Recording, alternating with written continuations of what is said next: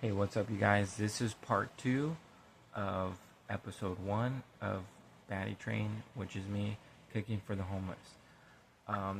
This is me talking to the homeless person, the continuation of us sitting down, eating the dinner I made him, and him just giving his testimony a little more and his life story. But please listen to the full thing. That's why I made it in 2 parts, so you could watch one part for one day, and if you get tired of it with the dialogue, the next day or days later you can watch part 2. But both episodes will be uploaded the same day. Please watch the full thing.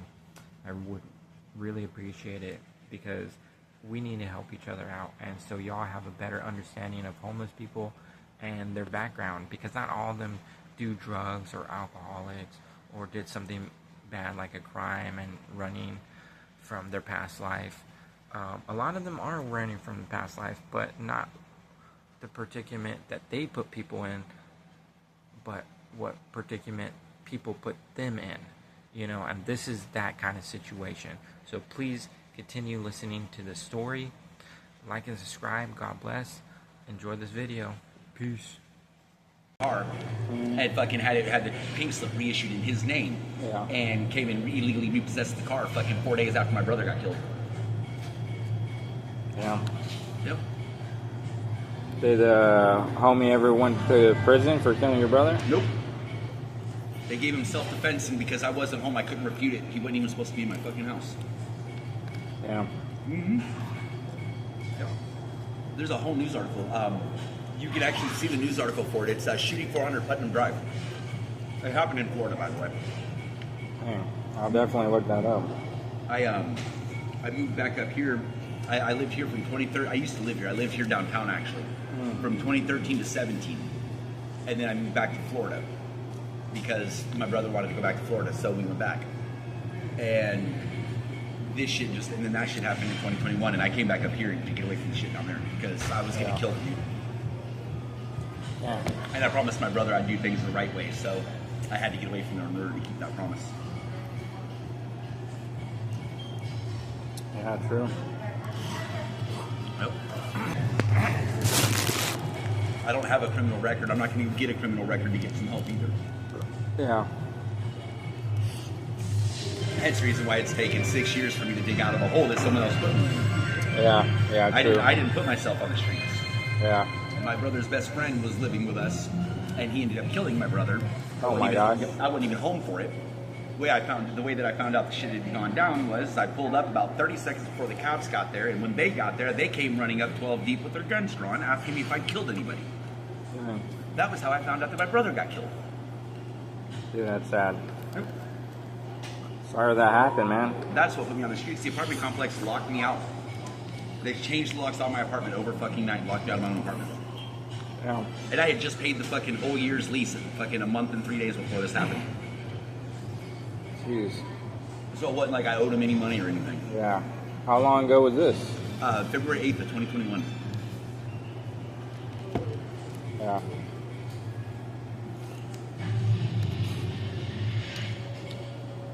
Nope. And you lost your ID and everything? A week later, my car got illegally repossessed and my wallet was in the car. Yeah. I had a 06 Tiburon that I had paid for outright. Had it for fucking 2 years. And when it was time to redo the registration, the guy that I had bought it from was, his son was friends with my brother. That's how I met him. Yeah. Well, the dude had gone behind my back and fucking filed for a lost pink on it in his name after we had gone down and put it in my name. He went down and forged my signature saying that we had voided the sale on the car. And had the pink slip reissued in his name, and came and illegally repossessed the car 4 days after my brother got killed. Yeah. Yep. Did homie ever went to prison for killing your brother? Nope. They gave him self-defense, and because I wasn't home, I couldn't refute it. He wasn't even supposed to be in my fucking house. Yeah. Yep. There's a whole news article. You can actually see the news article for it. It's shooting 400 Putnam Drive. It happened in Florida, by the way. Yeah. I'll definitely look that up. I moved back up here. I lived here from 2013. I used to live here. I lived here downtown, actually, from 2013 to 17. and then I moved back to Florida because my brother wanted to go back to Florida, so we went back. And this shit and then that shit happened in 2021, and I came back up here to get away from the shit down there because I was getting killed, dude. Yeah. And I promised my brother I'd do things the right way, so I had to get away from there in order to keep that promise. Yeah, true. Nope. I'm big on that whole, if you give someone your word, you should keep it thing.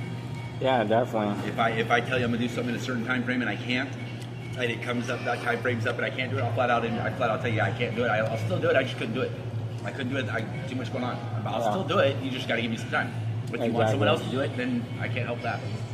Yeah. But I haven't forgotten you, there's shit.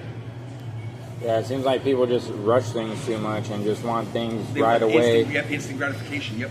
And just like, come on, dude, I wouldn't ask that from you, you know? Like, it's when people, like, just ask for things way too much or way too advanced, and you're just like... There's no such thing as asking too much. Because no one should ever give more than they can give. Mm-hmm. It don't matter how much someone asks you. You only give what you can give. Yeah. So there's no such thing as asking for too much. Yeah. Because a closed mouth never gets fed. Right? Exactly. So there's no such. So that's total bullshit. There is no such thing as asking for too much. Now there is what is called a reasonable amount of asking for something, but that doesn't fall on the person that's giving. That falls on the person that's asking. Yeah. Now they can ask for as much as they want. It's when they expect to get what they're asking for, and not what someone can afford to give them. That is where the problem lies. Mm-hmm. People, I'll be out here flying this time. People, I've only got 50 cents. I don't care. Yeah. Yes, it's kind of insulting and degrading. I'm saying I need help. You can't really do anything with 50 cents, but if that's all you got and you want to offer it, I'll take it. I'm not going to complain about it. Yeah, that's why I always try to tell people, if you see a homeless person, even if it's 3 cents, they might need an extra 3 cents to get a taco or something, and they don't have that extra change. It goes a long way. Just that kindness and that acknowledgement that they're a human being is enough to change someone's life most of the time. Dude, that's what I always say. Yeah. You know, and I've known that since I was a kid. I've lived that way my whole life. Never do something to someone you wouldn't want done to yourself, and do for others what you would want done for you. Mm-hmm. So all these motherfucking people that just drive by someone that's out here flying a sign needing help, and they just fucking look at them like they're a piece of shit. They automatically assume they're a criminal or they're a drug addict, which you and I both know that's automatically the first thought that goes through someone's head. Mm-hmm. You know, what they're really doing is they're not throwing shade on the person sitting there; they're throwing it on themselves. Oh yeah, definitely. Because how you view yourself is how you view other people. Yeah. How you treat yourself is how you treat someone else. Don't judge others before you judge yourself. That's right. Yeah. And unfortunately, people don't take that into consideration because everybody's so ready for that instant glorification, that instant me. Yeah. And COVID only made that worse. Oh yeah. You know, like before COVID, I was working. After COVID, I wasn't working. The first year and a half after COVID was working, it was fine. I go out last time, I'd be out there for an hour and have $200. Yeah. Now you go out there for an hour and you're lucky if you got fucking $2.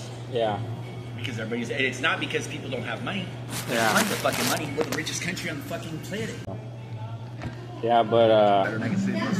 after I couldn't see my kids and my grandmother died, I started to do a bunch of cocaine, you know, and I had a heroin problem.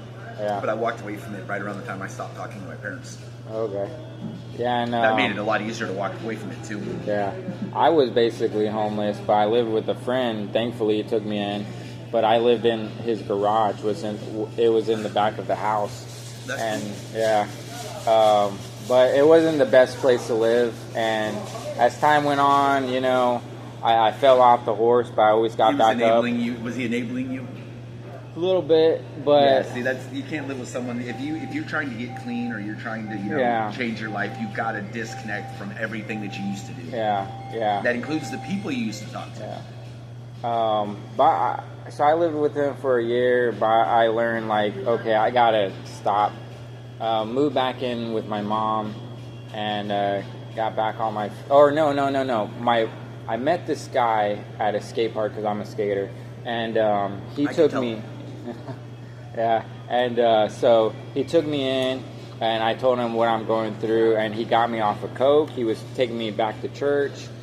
He let me borrow his car, and let me work DoorDash with his car. I'm like, dude, for all you know, I could be out buying drugs, drinking again. But that's not the point. That's not the point behind it. The point behind it is he saw something in you. Exactly. So he was giving you the chance. If he it's best to just not even bring that up. Yeah, but it turns out he was a recovering alcoholic, so that's why he helped me. And so now I got back There's on that my help someone up, and then that person can help someone else up. Exactly, pay it forward. Exactly. Yeah. Yep. And that was a damn good movie. Oh yeah, pay it forward. Yeah, Damn that good was fucking movie. That was. And I mean that movie inspired me. I've always been helping homeless people. I've always been a paid for person. That's how Yeah. my aunt raised me as a kid. If you can help someone, help them. Yeah. For all you know, you could end up in that situation later down the road, and that very person that you just helped Exactly. could come along and help you. Exactly. I mean, you should. The dude that I just introduced you to out there, bro. I literally met him right here. Yeah. Because he broke down. He couldn't get his car fucking started because the battery connectors were bad. Yeah. I didn't ask him for shit. I just pushed him out of the fucking road and was like, here, use this. Now try it. Yeah. That's genius. And went right back over to flying a sign, too. I walked out. I was in the middle of flying a sign when I saw him. Yeah. I came over, I helped him, and I went right back. Yeah. That's Didn't ask good. him for anything. Yeah. It happens all the time. There's a guy out here the other day, a Chinese couple out here the other day with their kids. Couldn't get their fucking jack underneath the car properly to lift the car to get the tire off. Yeah. So I didn't even ask him for anything. I was like, man, I know how to use those jacks. You want some help? Because it's one of the collapsing triangle jacks. If you don't put it in the right spot, it's not going to hold. Yeah. They don't have a flat plate on them. They've got that little knuckle on them because you're supposed to put them by your. They go by where they go underneath your leaf springs on the leaf spring on your suspension. Yeah. Right by the axles where you're supposed to lift from anyway. Mm-hmm. Yeah. So I showed him how to put it in and how to get it under there. And jacked it up for him, pulled the tire off for him, and everything. Didn't even want anything, but he still gave me money. That's good. Didn't even man. ask him for nothing. That's good. Yeah. Hell, I had to pay for my glasses. They're in the side of my bag. I was sitting out there flying a sign. Dude pulled into the Enterprise over here and was like checking, like kicking his tire and shit like that. I was like, well, what's wrong? I just asked him, what's up? What's wrong? He's like, I'm getting a weird wobble. I was like, Right. Is it like, are you getting it at like 55, 60 miles an hour? He goes, yeah. I was like, your tires aren't balanced right. Yeah. There's little weights that go on your rims. If it's not in the right spot, it'll give you that wobble. Yeah. You might have lost one.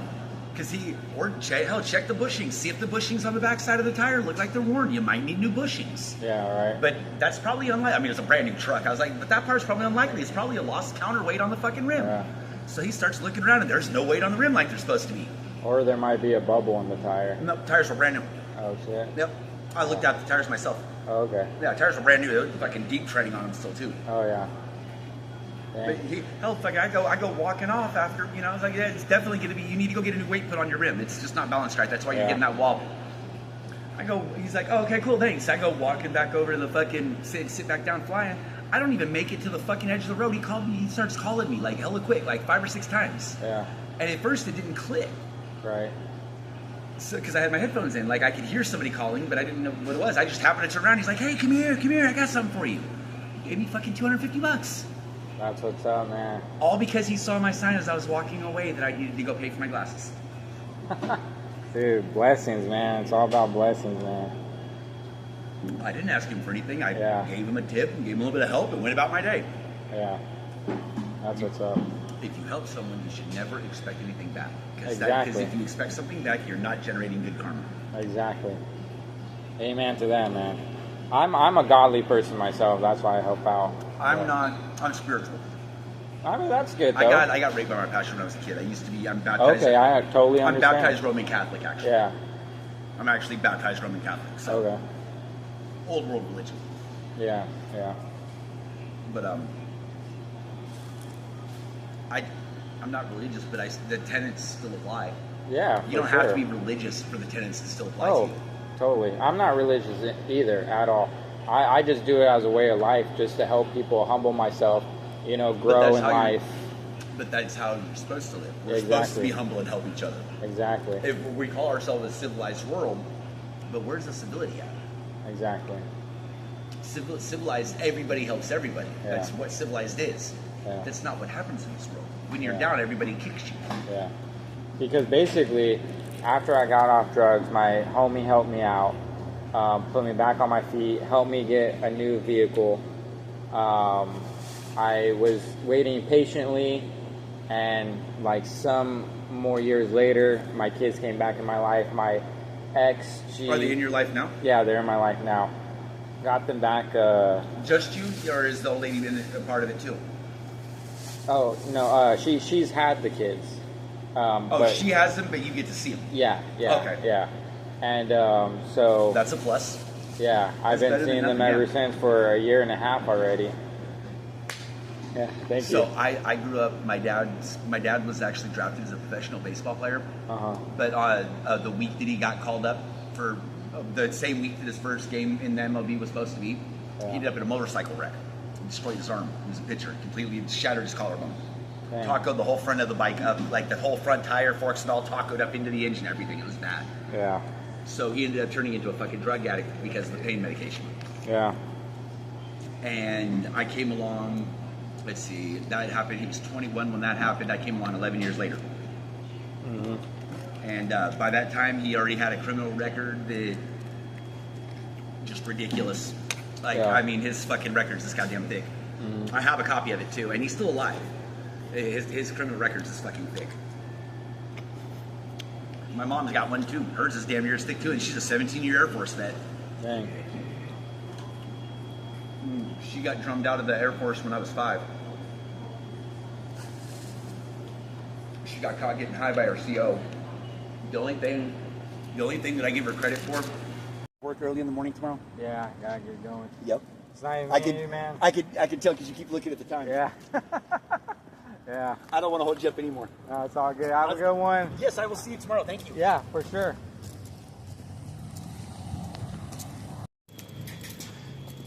And I would also say mainly one thing he pointed out, which I was also pointing out to him, like, don't judge a book by its cover. Don't judge every homeless person thinking they're a drug addict or a criminal and that's why they're homeless.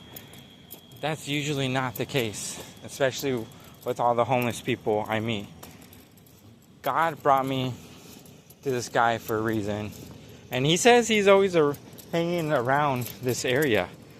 And I'm like, I've never seen you. He's like, well, I'm here and there, but I try to panhandle like other places, not just this corner at this intersection. I was like, okay, understandable. But he was super cool. He was super chill. And he seems very responsible, has a good head on his shoulder. And I know God brought me to him for a reason. And yeah, I mean, it was an awesome testimony he told me, and for him to be vulnerable at telling me all this stuff, you know, I'm not going to take it for granted. And he definitely told me that he doesn't take me for granted, and he's glad we met, and he was like super chill and stuff. So, I mean, today couldn't have gone any better cooking for this homeless guy, and he said he loved the food. So yeah. Anyways, love y'all. God bless. Keep it real. Help people that are in need. And help yourself if you can. If you're going through struggles and you need help, let me know. Or let somebody know. Someone's always out there willing to help you out, like I am. So God bless. Keep it real. Later.